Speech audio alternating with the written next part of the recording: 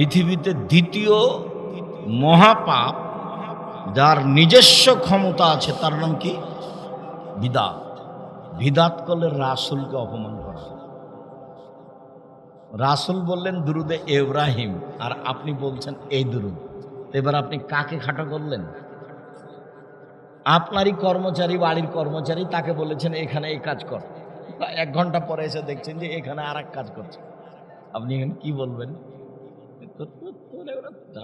যা, তোকে কাজে রাখবে না, চলুন। আপনি একটা মানুষ, আপনার এটা মেজাজ। মুহাম্মদ সাল্লাল্লাহু আলাইহি ওয়াসাল্লাম তাকে খাটো করা হবে। ইবাদত কার পদ্ধতিতে করতে হবে? রাসূল সাল্লাল্লাহু আলাইহি ওয়াসাল্লামের পদ্ধতিতে করতে হবে। তিতা লাগলেও মিঠা লাগলেও, তিতা লাগলেও মিঠা লাগলেও, তিতা মিঠার সাথে সাথ নাই, ওই একজনেরই কথা চলে। পেশাব পায়খানার শুরু থেকে নিয়ে শেষ পর্যন্ত 8টা বিধান আছে। বসা থেকে নিয়ে পানি খরচ করা পর্যন্ত 8টা বিধান আছে। অবাক কথা, একটা পেশাব পায়খানা, 1 গ্লাস পানি। দ্বিতীয় ক্ষমতা বিদাতের। যেদিন থেকে আপনি বেদাত চালু করেছেন সেদিন থেকে আপনার আর কোনো ইবাদত কবুল হয়নি, হবে না, যতদিন পর্যন্ত বেদাত পরিহার না করবে। এবার তো খুব জটিল। জীবনে এখন কোনটা আমল করছেন দেখেন, বিদাত থাকলে। রাসূল সাল্লাল্লাহু আলাইহি ওয়াসাল্লাম বলেন, মান আওয়া মুহদাসান লা ইকবালু আনহু আদল সারফ। কেউ যদি বিদাতকে আশ্রয় দেয় তাহলে তার নফল ইবাদতও কবুল হবে না, ফরজ ইবাদতও কবুল হবে না। হাদিস বুখারী মুসলিম। আমি নিজের কথা বলিনি। মুহাম্মদ সাল্লাল্লাহু আলাইহি ওয়াসাল্লাম বলেছেন, মানুষের যদি বিদাত থাকে ইবাদতে তাহলে তার নফল ইবাদত, ফরজ ইবাদত কবুল হবে না। এই 2025-এর হজ সফরের ঘটনা, ওই যে মুরব্বী ঢাকা হাজি ক্যাম্পে আছে, এইবারও আমি ঢুকতে আমাকে বলছে স্যান্ডেল খুলেন। কেন, কি হয়েছে? বলে এই স্যান্ডেল পরা যাবে না, চাপ্পল পরতে হবে। আমার তো উমরা চালু হয়নি। এখানে আপনি এভাবে লাব্বাইক বলাচ্ছেন কেন? লাব্বাইক তো এলাম লামে বলতে হবে। ভারত, বাংলাদেশ, পাকিস্তান, এমানবাসীর সবার লাব্বাইক বলার জায়গা হলো এলামলাম। বিমান যখন তার উপর দিয়ে যাবে তখন বৈমানিকের পক্ষ থেকে বলা হবে এহরাম, বা বাংলা ভাষায় বলবে এখন থেকে 30 মিনিটের মধ্যে বিমান এলামলামের উপর দিয়ে পার হবে। কাপড় আপনি পরে রাখতে পারেন, কাপড় পরাতে তো আর এহরাম চালু হয়নি।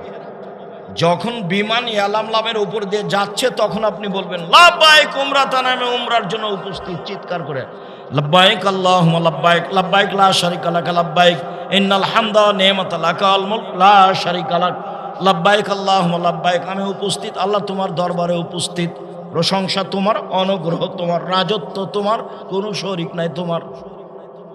লাব্বাইক আল্লাহুম্মা লাব্বাইক, লাব্বাইক লা শারিকা লাক লাব্বাইক, ইন্নাল হামদা ওয়া নি'মাতা লাকা ওয়াল মুলক লা শারিকা লাক।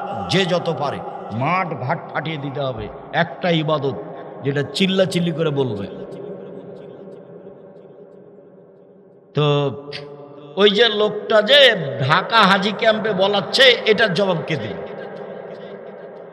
এরই নামই বেদাত। নবী বলেছেন কোথায়? এলামলাম। এ লোকটা বলছে কোথায়? হাজি ক্যাম্পে। না, এ আমাকে 2007-এ 2013-তে বলেছিল বাড়ি থেকে ওই হেরাম বাঁধলো হবে। আমি এখন কি বলতে পারি? আমি বললাম যে নবী কেন এসেছিলেন বলেন তো, তোমার কথাই যদি চলে। এখন সেদিন শিখিয়ে দিলাম যে আপনি এখন চিৎকার করে বলেন আমি 24 বছর থেকে মানুষের হজ বাতিল করেছি। কে বলেছে? আব্দুর রাজ্জাক বিন ইউসুফ বলেছেন। আমি 24 বছর থেকে মানুষের হজ বাতিল করেছি। কে বলেছে? আব্দুর রাজ্জাক বিন ইউসুফ বলেছে। এইভাবে চিৎকার করতে থাকবেন, চিল্লাতে থাকেন, সব শব্দ আমার উপরে দিয়ে দিবেন যে আব্দুর রাজ্জাক বিন ইউসুফ বলেছে। বিদাত করলে ইবাদত কবুল হয় না। বিদাত করলে কাকে অপমান করা হয়? মুহাম্মদ সাল্লাল্লাহু আলাইহি ওয়াসাল্লামকে। আবার বলেন, দুনিয়াতে 2টি পাপ আছে যার নিজস্ব ক্ষমতা আছে।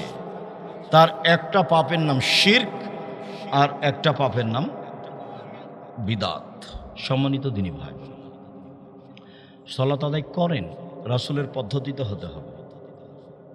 যে কালকে যে আপনারা এর ওই সলাতুল আপনার রামাজানের পরে যে ঈদুল ফিতরের সলাত আদায় করলেন, ঈদুল ফিতর, তা আল্লাহর নবী বলেছেন লা আযানা ওয়ালা ইকাম ওয়ালা নিদা, আজান নেই, ডাক নেই, একামত নেই। তো ইমাম সাহেব যে বলছেন আসেন আসেন আর 4 মিনিট আছে আর আসেন, তো এটা কোথা থেকে, এটা কি হলো? ওই ইমামকে স্টেজ থেকে বের করে দিতে হবে, ঈদের মাঠ থেকে। ওই ইমাম নিজেই বেদাতি, তার বাবার সম্পত্তি ইসলাম, তার পৈতৃক সম্পত্তি নাকি দখল না থাকলে ইমামতি করতে হবে না, না জানলে ইমামতি করতে হবে না, এমনি থেকে না, এরা অন্য জায়গায় যা সালাত আদায় করবে। আল্লাহ নবী বলছেন লা আযানা ওয়ালা ইকামা ওয়ালা নিদা, আজান নেই, একামত নেই, ডাক নেই। তিনি বলেন কি করে? আবু সাঈদ খুদরি রাদিয়াল্লাহু তাআলা আউয়ালু শাইইন ইয়াবদু বিহি সালাহ, ঈদের মাঠে গিয়ে মুহাম্মদ সাল্লাল্লাহু আলাইহি ওয়াসাল্লাম প্রথমে সালাত আদায় করতেন। কোনো কথা নেই, আগে কোনো বক্তব্য নেই, কেউ বলতে পাবে না দাঁড়িয়ে বলেন আল্লাহু আকবার, আল্লাহু আকবার, লা ইলাহা ইল্লাল্লাহ, আল্লাহু আকবার, আল্লাহু আকবার, ওয়ালিল্লাহিল হামদ, এটা বলে দিতে পাবে না, এই অধিকারই নেই। সালাতের পরে দাঁড়িয়ে যখন বক্তব্য দিবে তখন বলবে আপনারা এইভাবে বলবেন আল্লাহু আকবার, আল্লাহু আকবার, লা ইলাহা ইল্লাল্লাহ, আল্লাহু আকবার, আল্লাহু আকবার, ওয়ালিল্লাহিল হামদ। আল্লাহু আকবার কাবীরা, আলহামদুলিল্লাহ কাসীরা, সুবহানাল্লাহি বুকরাতান ওয়া আসীলা আমি প্রমাণ করতে পারিনি দীর্ঘ 97 সাল থেকে এই যাবৎ, তবে এভাবে প্রমাণ করা গেছে।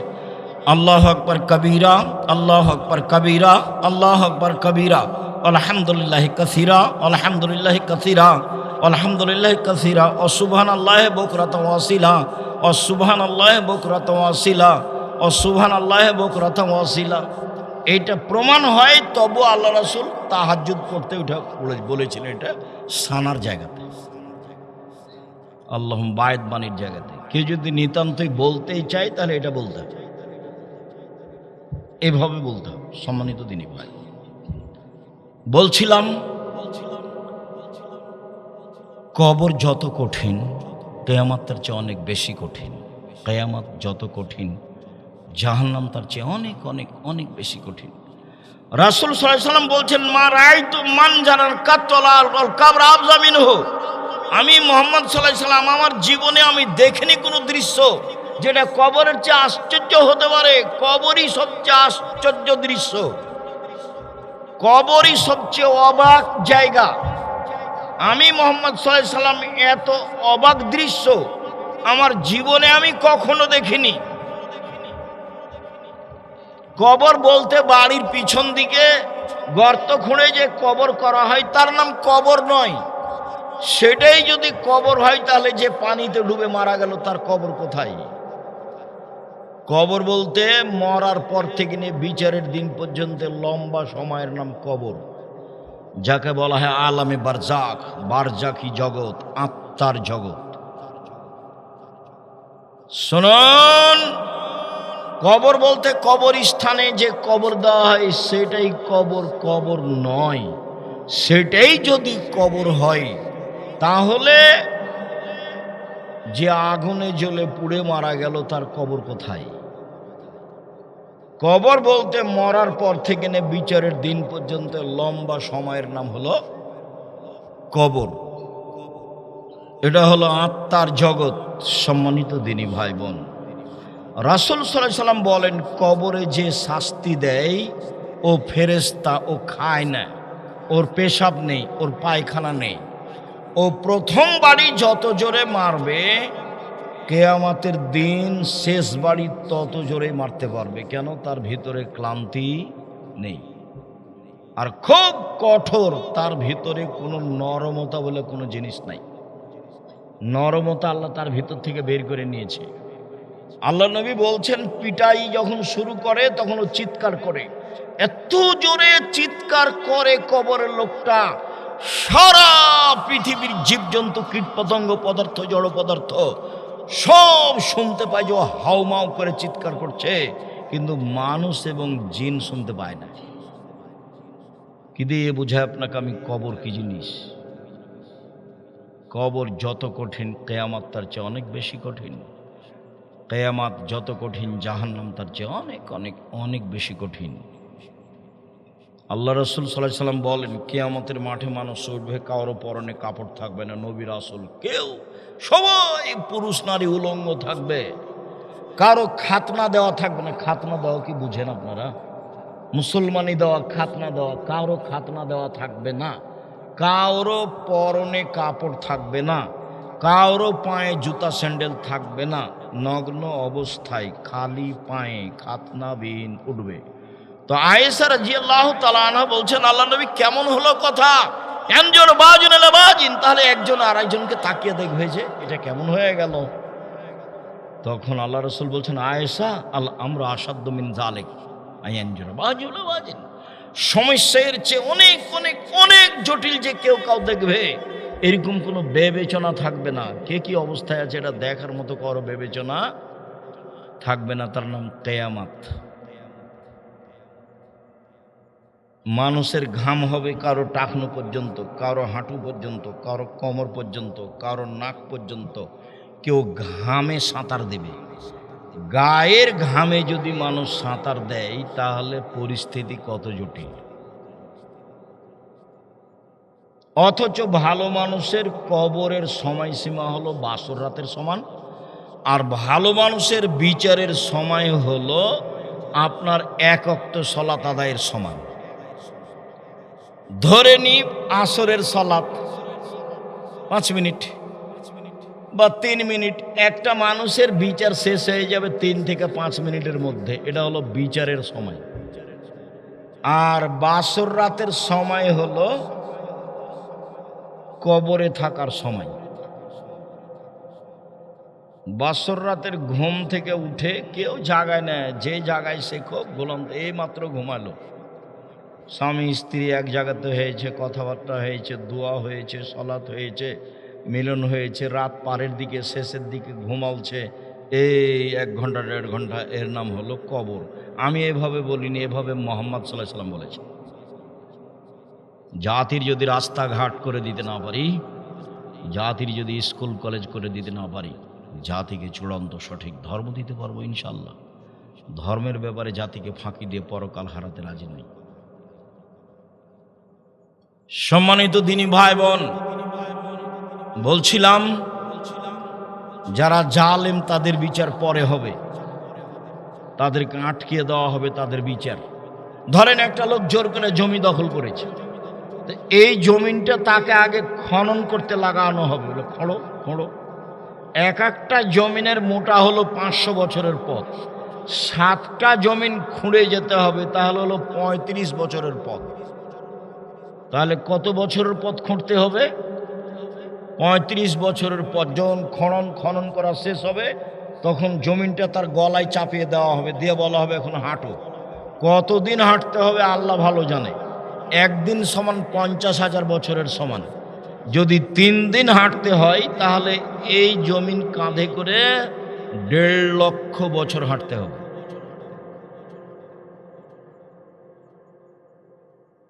ভুলেও কোনোদিন কারো জমি দখল করতে যাবেন না। জমিতে আপনার ঠিকই নাম আছে, আপনার বাপের নামও আছে, দাদার নামও আছে, কিন্তু আপনার বাপ দখল করেনি, ওই জমি আপনি দখল করতে যায়নি। আমার আব্বার নিজের কথা বলছে যে 10 বিঘা জমিতে আমার নাম আছে, আমার বাপের নাম আছে, আমার দাদার নাম আছে, কিন্তু আমার বড় ভাইয়েরা ওই জমি কোনোদিন চাষ করেনি। যখন রেকর্ড আসলো তখন আমাকে বারবার ডাকা হচ্ছে। আমি বললাম যে ওই জমি আমাদের নয়, কেননা আমি আমার ভাইকে কোনোদিন ওই জমিতে চাষ করতে দেখি না। আর আমার দাদা, আমার আব্বার বাপ অনেকদিন আগে মারা গেছে। এই জমিটা আমাদের কি না এটা নিশ্চিত হয়নি আমার বাপ, সেই জন্য বলছে ওই জমি আমাদের নয়। অথচ সিরিয়াল সব নাম আছে। সন্দেহ নিতে যাবেন না জোর করে, তো বহু দূরের কথা। 10 দিন বাঁচতে এসে দাগাবাজি করে, অন্যায় করে, জুলুম করে, রাহাজানি করে, অন্যায় করে, অবিচার করে, লুটতরাজ করে, মারামারি করে, দাঙ্গামা হাঙ্গামা করে, জুলুম করে, জেল হাজতে দিয়ে মোকদ্দমা করে বেঁচে থাকার চেষ্টা করিয়েন না। সময় 45 মিনিট। জুলুম করলে সময় কতটুকু? 45 মিনিট। তার চেয়ে যদি বেশি জুলুম করেন তাহলে ফেরাউনে 2-1 মিনিট ডুবলো নেই গেছে। তার চেয়ে যদি বেশি জুলুম করেন তাহলে আধ সামত বিদ্যুৎ নাই, মানে নেই, মানে দেখতে দেখতে নাই, তার নাম আধ সামত। 2-3 মিনিট এলে ডুবলো উঠলো, ফেরাউন ডুবে গেল 2-1 মিনিট। আর আপনার 45 কত ঘন্টা? 45 মিনিট, ঘন্টা তো নয়, 45 মিনিট। এরপরেও জুলুম করবেন, দেখে বুদ্ধি হয় না? খুলনার অঘোষিত সম্রাট ইরশাদ শিকদার, মেয়ের মাথায় হাত দেওয়ার মতো সুযোগ হয়নি, ক্ষমতা দেখায়েন না, এমনি বেঁচে থাকেন। মাটির মানুষ, আমার পরামর্শে চলবেন, ভালো হবে। দিন মজুরি করে খাবো যদি কোনো পথ না খেয়ে, ভালো। সারাদিন ইনকাম করব, সন্ধ্যায় টাকা পাইছি, ওটা দিয়ে শেষ জীবন। 2, চাকরি, সাধারণ চাকরি বৈধ, 25 দিনে বেতন শেষ হবে, 5 দিন ধার কর্য করে যাব। 3 হলো জমি চাষ, কোনো রকম চলবে, সমান সমান বা লস। 4 হলো ব্যবসা, সত্যবাদী ব্যবসায়ীরা নবীদের সাথে জান্নাতে থাকবেন, সেটা চকলেট হোক আর না হলে সেটা বিদেশি জিনিসে হোক, বৈধ হলেই হলো। ব্যবসা করে খাওয়ার চেষ্টা করবেন, উপার্জনের পথ 4টাই যদি করতে না পারি, শেষ পর্যন্ত ভিক্ষা করে খেতে হবে। শ্বশুরের কাছে যৌতুক নিতে হবে না। শ্বশুরের কাছে যৌতুক নিলে আগামীকাল সন্ধ্যা হতে হতে টাকা ফেরত দিতে হবে। তুমি যদি বলো যে আমার শ্বশুর আমাকে খুশি হয়ে মোটরসাইকেল দিয়েছে, তাহলে তোমার শ্বশুরকে গিয়ে বলো যে আব্বা আসসালামু আলাইকুম, মোটরসাইকেলটা ফকিরকে দিয়ে দেন। দেখি তোমার শ্বশুর কি করে। বাপ বেটা ভিক্ষা করে খাও, তোমার বাপ আছে ওখানে, দেখো তোমার বাপের মুখখান দেখো কালো হয়ে গেছে। বোকামি করার জায়গা পাও না, শ্বশুরের কাছে টাকা নিবে কেন? শরম হয় না কেন? লজ্জা হয় না কেন? হায়া হয় না কেন? ভিক্ষা করে খাও। ভিক্ষা করে খাওয়া কেন? কাজ করে খাও। ভিক্ষা করে খেতে হবে কেন? আপনারা একসেপ, আপনি তো বারবার ভিক্ষার কথা বলেন, ওটা হলো শেষ পথ। ভিক্ষা হলো উপার্জনের শেষ পথ। ভিক্ষা হারাম নয়, ভিক্ষা জায়েজ, অপছন্দ। ভিক্ষা করা অপছন্দ। সহজ পথ দিন মজুরি, সহজ পথ ব্যবসা চকলেটের, বাদামের, ঋণ নেওয়া লাগবে না, লোন নেওয়া লাগবে না। আর কোটি টাকা লোন নেবেন, কলকাতায় হেরোইন কিনবেন, ঢাকায় বিক্রি করবেন, সকালেই সন্ধ্যায় ধনী হয়ে যাবেন, এ কাজ করিয়েন না। ব্যবসা করে ধনী হতে 32 বছর সময় লাগবে। কতদিন? 32 বছর। শুরু করেই পরের দিন ধনী হয়ে গেলেন, এর নাম ব্যবসা নয়। যে জিনিসের ব্যবসা করছেন নিজে বুঝতে পারছেন না এটা কি, এটা করা হবে না, এটা জায়েজ নয়। সম্মানিত দিনী ভাই বোন, বলছিলাম কবর যত কঠিন, কিয়ামত তার চেয়ে অনেক বেশি কঠিন। কিয়ামত যত কঠিন, জাহান্নাম তার চেয়ে অনেক অনেক বেশি কঠিন। মহান আল্লাহ বলেন, হাদিহি জাহান্নামুল্লাতী কুনতুম তুআদুন ইসলাহুল ইয়াওমা বিমা কুনতুম তাকফুরুন। এই সেই জাহান্নাম যাকে তোমরা অস্বীকার করছিলে, প্রবেশ করো, এই জাহান্নামে প্রবেশ করো। এটাকেই তোমরা অস্বীকার করছিলে। আল্লাহ বিচারের মাঠে এই কথা বলবেন, এই ছেলে বসো। আর আপনি কাজ দেখিয়ে উঠে যাবেন না। আমি এখানে কেসা কাহিনী বলতে আসিনি। অনেক দিন আগে খুলনার শহরে বক্তব্য দিতে এসেছিলাম, তো ঘন্টাখানেক পরে মহিলারা বলছে যে আজ আর বক্তব্য দিবে না, চলো যাই। খালি কথা বলছে যে, তার মানে কণ্ঠস্বর না হলে তার নাম বক্তব্য নয়। তো এখন মহিলারা বুঝলো যে বক্তব্য আজ দিবে না, আজ কি করবে, শুধু শুধু কথা বলবে। তখন 1 ঘন্টা পরে বলছে একজন আর একজনকে যে চলো যাই। মানে কণ্ঠই না জায়েজ, কণ্ঠই জায়েজ নয়। এই যা খাতাবা, যখন আল্লাহ রাসূল বক্তব্য দিতেন, ওহামারা তাই না হু, তার 2 চোখ লাল হয়ে যেত, অস্তদাগা যাবহু, তার রাগ বেশি হয়ে যেত, ওয়ালা সাউতহু, কণ্ঠ উঁচু হয়ে যেত, কান্নাহু মনজুর জায়েজ, যেন তিনি সৈন্য দলকে ধমক দেখাচ্ছেন, এই করতে হবে, সে করতে হবে। এই ছিল তার বক্তব্যের সুন্নাত। সেটা কিভাবে এরকম হয়ে গেছে। খুলনাতে আপনি এসে দেখবেন যে আরে ও তো কণ্ঠস্বরে বক্তব্য দিচ্ছে যিনি পেশ করছেন বক্তব্য দেওয়ার জন্য উপস্থাপক উনি বলছেন এখন আপনাদের সামনে অমুক বক্তব্য দিবে, এরকম করছে। কি যে জগৎ আসলো, অবাক কথা।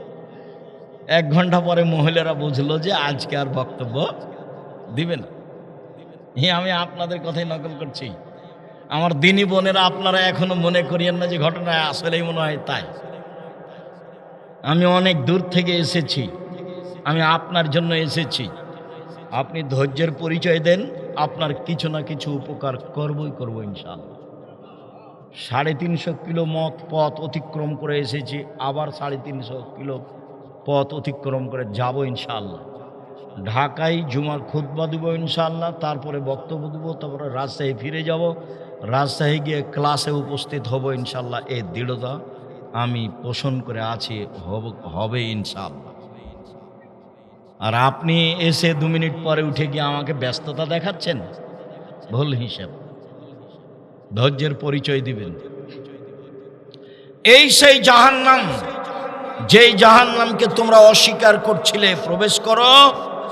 ইন্না জাহান্নামা কানাত মিরসাদা, জাহান্নামের পরিচয় শুরু হয়ে গেল। ইন্না জাহান্নামা কানাত মিরসাদা, নিশ্চয় জাহান্নাম মানুষকে ধরার জন্য উঁত পেতে বসে আছে। জাহান্নাম আপনার শত্রু, উঁত পেতে বসে থাকে ধরার জন্য। সে কে? সেই শত্রু। আল্লাহ বলছেন জাহান্নাম তোমাকে ধরার জন্য উঁত পেতে বসে আছে, সুযোগ পেলে ধরে ফেলবে। লিত্তগিনা মাবা, জাহান্নাম হচ্ছে সীমা লঙ্ঘনকারী, স্বৈরাচারী, স্বেচ্ছাচারী, বদমেজাজির থাকার জায়গা। অহংকারী, স্বৈরাচারী, স্বেচ্ছাচারী, বদমেজাজি, দাম্ভিক, বেনামাজির থাকার জায়গা হলো জাহান্নাম। লাবেসিনা ফিহা, তারা সেখানে যুগ যুগ ধরে থাকবে। কতদিন থাকবে এ কথা আল্লাহ উল্লেখ করেননি, এ কথা মুহাম্মদ সাল্লাল্লাহু আলাইহি ওয়াসাল্লাম উল্লেখ করেননি। 1 ওয়াক্ত নামাজ ছেড়ে দিলে 80 হোক বা জাহান্নামে থাকতে হবে, কথাটি মিথ্যে। এইরকম কথা রাসূল সাল্লাল্লাহু আলাইহি ওয়াসাল্লাম বলেননি। এই ছেলে, কি বললাম ভালো করে মনে করো। 1 ওয়াক্ত নামাজ ছেড়ে দিলে 80 হোক বা জাহান্নামে থাকতে হবে, কথাটি মিথ্যা। এই কথা আল্লাহ রাসূল সাল্লাল্লাহু আলাইহি ওয়াসাল্লাম বলেননি। কতদিন জাহান্নামে থাকতে হবে আল্লাহই ভালো জানে। ইবাদতের জগতে একটা ইবাদতের সাথে মানুষের আপোষ নাই, সেটা হলো সালাত। সালাত মানুষকে আদায় করতেই হবে যে কোনো মূল্যে। সম্মানিত দিনী ভাই বোন, জাহান্নামের পরিচয় কাল্লা ইন্নাহা লাযা নাযাতাল লিশাওয়া, নিশ্চয়, কখনো নহে, নিশ্চয় লাজা একটি জাহান্নাম যা মানুষের চামড়াকে ঝলসিয়ে দেয়।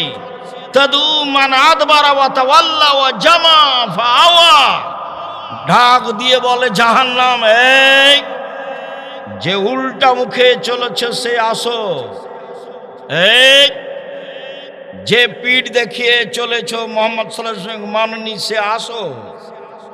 ও জামা, যারা সম্পদ সঞ্চয় করেছ, ফাআওয়া, গুনে গুনে রেখেছ, যাকাত দেওনি, তারা আসো। আমি হচ্ছি তোমাদের থাকার স্থান। জাহান্নামের পরিচয়।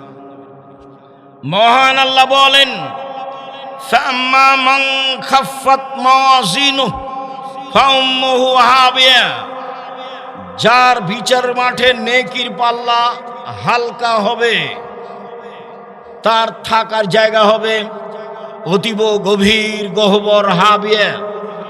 আমাদ রাকা মাহিয়া, হে মুহাম্মদ সাল্লাল্লাহু আলাইহি ওয়াসাল্লাম, আপনি কি বলতে পারেন হাবিয়া নামক জাহান্নামটি কি? হাবিয়া নামক জাহান্নামের আপনার পরিচয় জানা আছে? আমি বলি নারুন হামিয়া, তা হচ্ছে জ্বলন্ত উত্তপ্ত আগুন। জাহান্নাম বলতে একটা আগুনের টুকরাকে বোঝানো হয়, জাহান্নাম বলতে একটা আগুনের খণ্ড। শুনুন, মহান আল্লাহ বলেন কাল্লা লায়ুমবাদান্না ফিল হুতামা, অবশ্যই অবশ্যই তাকে চূর্ণ বিচূর্ণকারী হোতামা নামক জাহান্নামে নিক্ষেপ করা হবে। ওমাদরা কামাল হোতামা, মোহাম্মদ সাল্লাল্লাহু আলাইহি সাল্লাম আপনি বলতে পারেন হোতামা নামক জাহান্নামটি কি? চূর্ণ বিচূর্ণ করে দেয় এই হোতামা নামক জাহান্নামের পরিচয় দিতে পারেন? আমি বলি নারুল্লাহিল মুকাদা, তা হচ্ছে জ্বলন্ত উত্তপ্ত আগুন। এই ছেলে,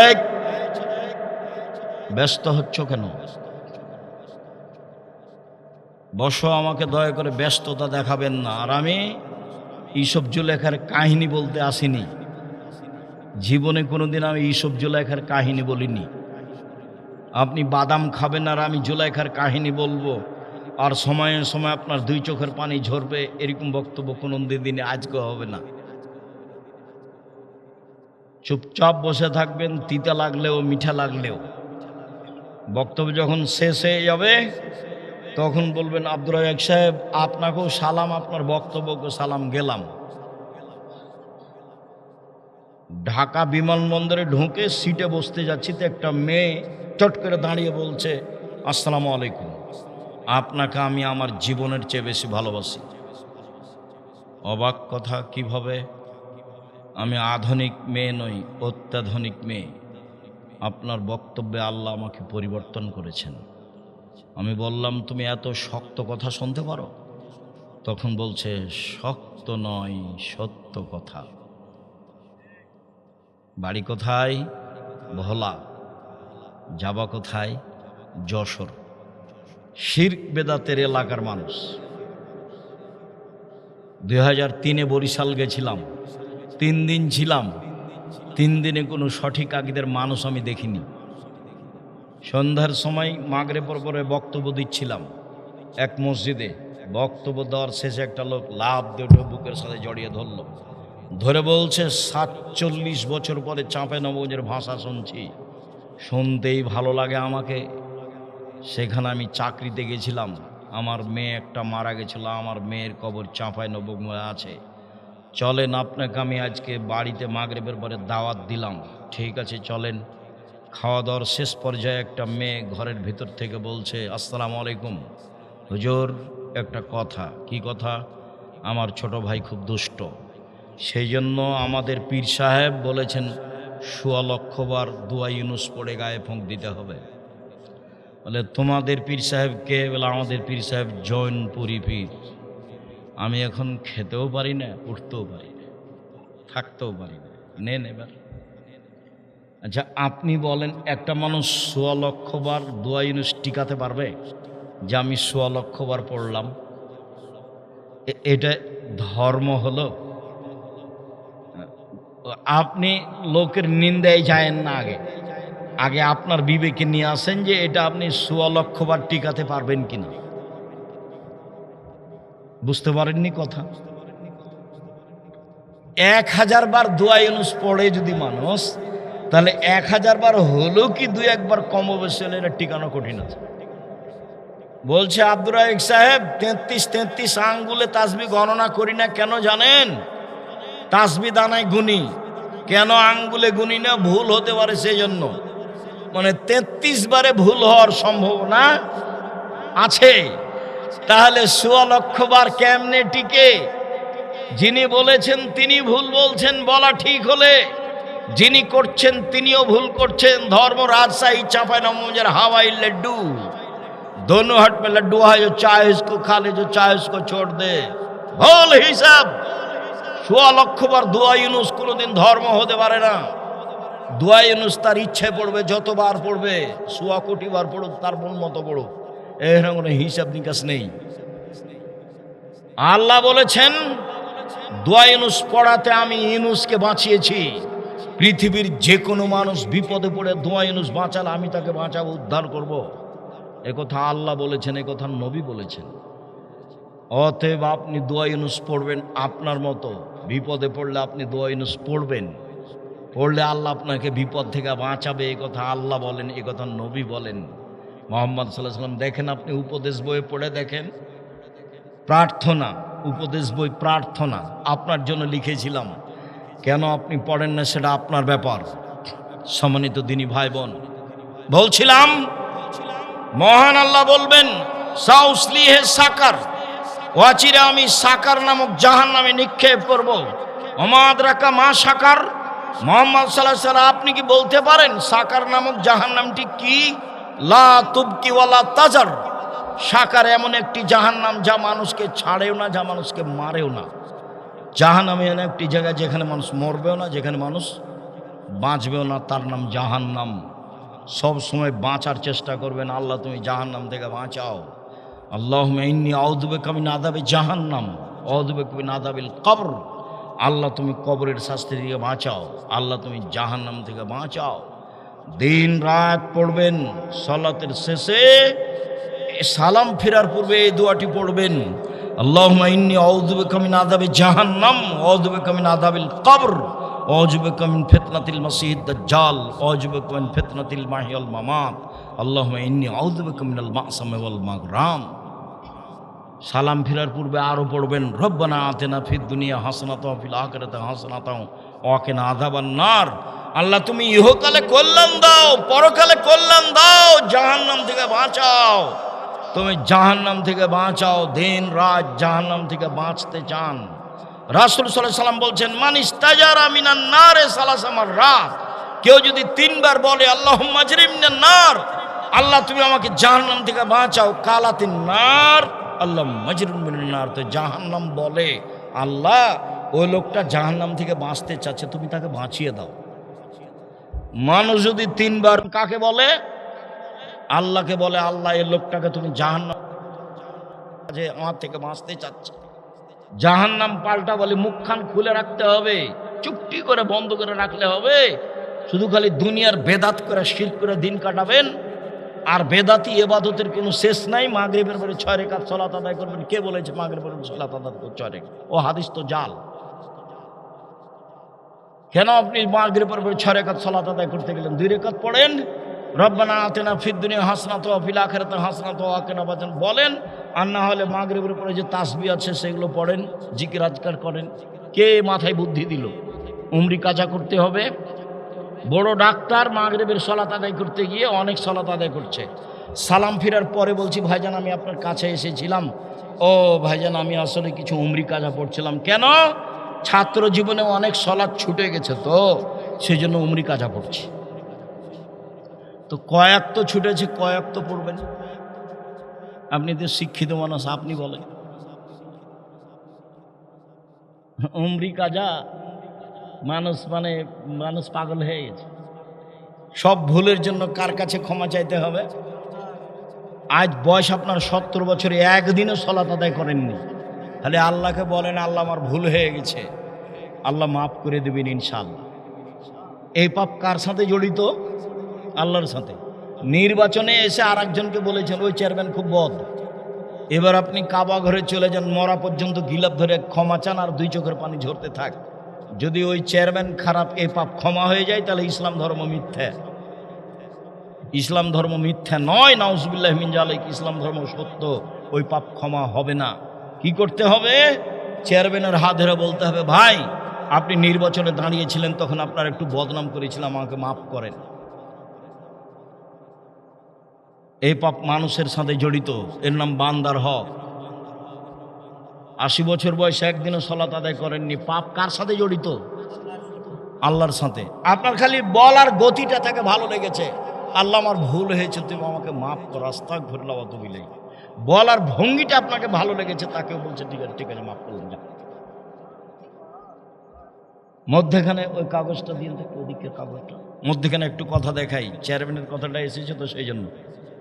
এই ছেলে, আশেপাশে কেউ যেন দাঁড়িয়ে না থাকে, তোমরা একটু পাহারা দাও। আর 2-1 জন উঠে পেশাব পায়খানা ভিন্ন জিনিস, আমাকে ব্যস্ততা দেখাবেন না দয়া করে, আমি আপনার জন্য এসেছি, ব্যস্ততা দেখাবেন না দয়া করে। বিচারের মাঠে আল্লাহ একটা লোককে নিয়ে আসবেন সবার সামনে, নিয়ে এসে এইভাবে অন্তরাল করবেন, অন্তরাল করে দেখাবেন যে দেখো তো এগুলো কি তোমার পাপ? তখনও বলবে জি হ্যাঁ এগুলি আমার পাপ। তখন আল্লাহ বলবেন তুমি কি মনে করো আমার ফেরেশতারাও অন্যায় লিখে দিয়েছে? তখন এই ব্যক্তি বলবে না না না না না, আমি বলি না যে অন্যায় লিখেছে, তো তুমি কি আমাকে কিছু বলতে চাও? আল্লাহ বলবেন লোকটাকে। তখন লোকটা বলবে জি না, আপনাকে আমি কিছু বলতে চাই না। তখন আল্লাহ বলবেন শোনো, তুমি মানুষ হয়ে মানুষের পাপ ঢেকে রেখেছিলে, প্রকাশ করনি কারো সামনে, কারো বদনাম করনি। আমি আল্লাহ তোমার পাপটা ঢেকে রাখতে পারি না, যাও তোমার বিচার হবে না, মাফ করে দিলাম। সাংবাদিকতা করে পয়সা উপার্জন করবেন না। সাংবাদিকতার কাজই হচ্ছে মানুষের দোষ ত্রুটি কি করা, লিখা পেশ করা, ভিক্ষা করে খাওয়া ভালো। ওই পথে যাবেন না। যাদেরকে মানুষের দোষ ত্রুটি মানুষকে জানানো লাগে, সেই কাজে যেতে হবে না। আল্লাহ আপনাকে রক্ষা করুক। সম্মানিত দিনী ভাই বোন, জাহান্নামকে বিচারের মাঠে টেনে নিয়ে যাওয়া হবে। আব্দুল্লাহ ইবনে মাসউদ রাদিয়াল্লাহু তাআলা আনহু বলেন, ইয়াউমাইজিন বে জাহান্নাম, বিচারের মাঠে জাহান্নামকে টেনে হেঁচড়ে নিয়ে যাওয়া হবে। আল্লাহ হাসাবুনা আলফা জিমাম, সেদিন জাহান্নামের গায়ে থাকবে 70,000 লোহার রশি। মা কুল্লি জিমামিন সাবনা আলফা মালাক এজরুনাহা তাজরুনাহা, প্রত্যেক রশির সাথে থাকবেন 70,000 ফেরেশতা। এক একজন ফেরেশতার এত ক্ষমতা, এই বিশাল পৃথিবীতে হাত ঢুকে একজন ফেরেশতা উল্টে দিতে পারে। এক একটা রশির সাথে থাকবেন 70,000 ফেরেশতা। তাহলে 70,000 রশিতে কত ফেরেশতা থাকবেন? তাকে টেনে নিয়ে যাবেন বিচারের মাঠে। জাহান্নাম রেডি আছে, জান্নাত রেডি আছে, কোথায় আছে আল্লাহ ভালো জানেন। হাদিস কোরআনের বিবেচনায় বিদ্বানগণ বলেন জাহান্নাম নিচে আছে আর জান্নাত উপরে আছে। বিচারের মাঠে থাকবে জাহান্নাম, বিচারের মাঠে থাকবে জান্নাত, বিচারের মাঠে থাকবেন আল্লাহ, বিচারের মাঠে থাকবেন ফেরেশতা, বিচারের মাঠে থাকবে মানুষ, বিচারের মাঠে থাকবে জিন, বিচারের মাঠে থাকবে পশু প্রাণী। বিচারের মাঠ কত বড় হবে! ওয়াইদাল আরজু মুদ্দাত, যেদিন পৃথিবীকে সম্প্রসারিত করা হবে। শুনুন সম্মানিত দিনী ভাই বোন, সমস্ত মানুষ, পুরুষ নারী যত এসেছে যত আসবে, সবাই যদি একসাথে জাহান্নামের দরজা দিয়ে ঢোকে তো ঢুকতে সমস্যা হবে না। এবার বলেন তো জাহান্নামের দরজা কত বড়?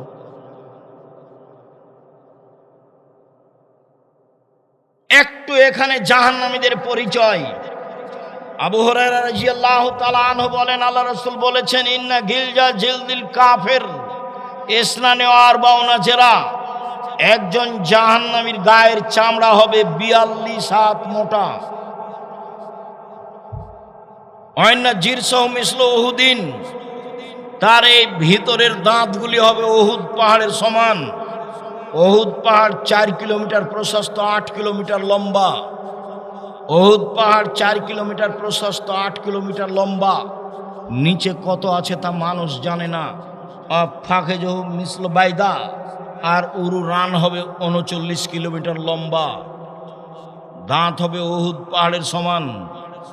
অবায়না মানকে বাইল কাফির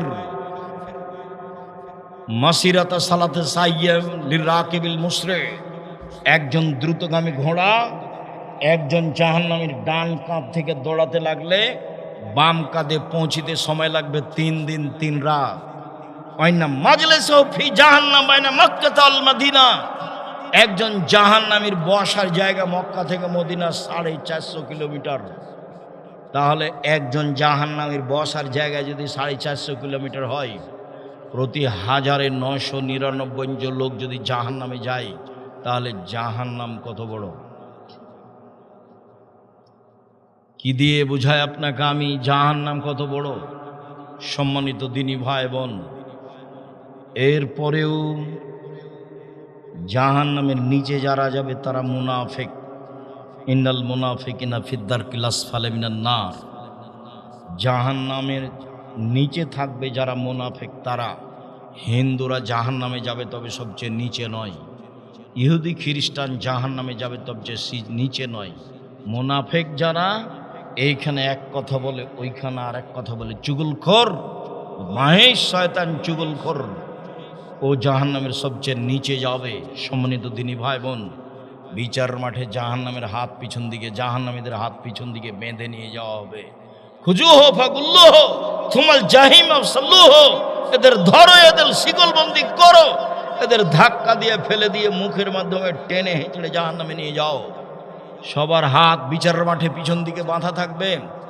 ইন্দিরা গান্ধীর হাত পিছন দিকে বাঁধা থাকবে, মহারানী এলিজাবেথের হাত পিছন দিকে বাঁধা থাকবে, কেউ খুলে দিতে পারবে না। বুশের হাত পিছন দিকে বাঁধা থাকবে, ট্রাম্পের হাত পিছন দিকে বাঁধা থাকবে, কারো ক্ষমতা হবে না খুলে দেওয়ার। তার নাম বিচারের মাঠ। রংপুর গাইবান্ধা পলাশবাড়ির মুজিবুর বিএসসি বলেছিলেন, শুনুন ওসি সাহেব, আমি জেলে যেতে রাজি, আমার হাতে হাত কড়া দেওয়া হয় না যেন মানুষে দেখবে মুজিবুর বিএসসির হাতে হাত কড়া দেওয়া আছে, এটা আমার জন্য মানায় না। অতএব আমি নিজেই জেলে চলে যাব হাত কড়া বিহীন। কিন্তু তা রক্ষা হয়নি। সেদিন হাত বেঁধে বিচারের মাঠে নিয়ে যাওয়া হবে জাহান্নামে, কেউ টিকতে পারবে না।